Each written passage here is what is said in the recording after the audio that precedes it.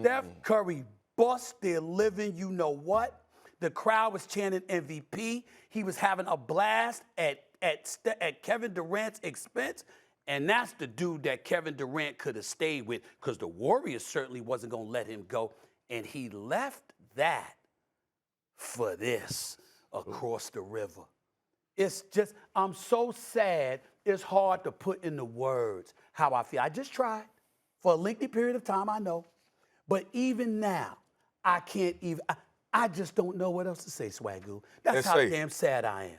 S.A., listen, man, it is important to note, okay, what you said about culture, it matters. When you guys talk about team chemistry, when we talk about team chemistry as players, it is imperative to have that to win a championship.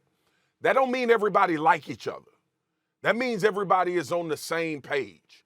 And that support is a result of what they see from the team.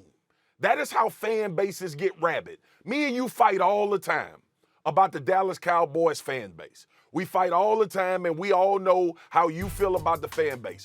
But the one thing you will never say is when you show up to the stadium, everybody there for the Dallas Cowboys. And see, in basketball, to me, this is how you find out if a player or said players have enough of that cachet to change a culture. What you said was so important about the conversations that went on before they got to Brooklyn, about what they wanted to do, what they wanted to establish. And I understood the vitriol that you had when we were talking about Kyrie and this entire situation from the basketball standpoint, about how you're supposed to not only be available, but to be able to communicate what your plans are with the dudes that's counting on you in order to have success. Yeah. I feel terrible for KD for this regard because I was one of the people talking about the move to Golden State being weak and being soft. But I also understand that when a championship materializes out of that, it was worth it. KD is an NBA champion and an NBA Finals MVP. 2 times. 2 times. Both. That's all that's going to matter when the last script is wrote about his career. We're not going to focus on the fact that he went to Golden State and played with Steph Curry and already a championship team. What we will focus on, Stephen A., to your point, remember when KD went to Brooklyn? Yes. And it was supposed to be his own team. That's right. And he was supposed to lead That's the Brooklyn Nets. That's where I'm going. Championship. That is what this is the most important part of Kevin Durant's career. And I understand how you feel about it because he needs to count on dudes that ain't showing up for him. Now, I'm going to give you the floor because I know you close to this. Yeah. But everybody that paid attention to that game last night could clearly see culture versus individual. That's right. That was the difference. And he left a culture, but he didn't leave it just for himself. He left it to play with his boy. Do you realize that we sit here today and a 2-time champion and a 2-time MVP who is clearly one of the greatest players we have ever seen. And by the way, a hell of a guy. He probably going to be against me for saying this and all of that other stuff because he's going to defend his teammate, and that's his right. I don't give a damn.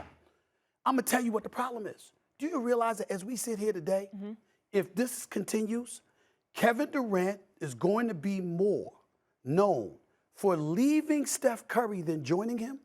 He will be known as the guy who left Steph Curry to join Kyrie Irving.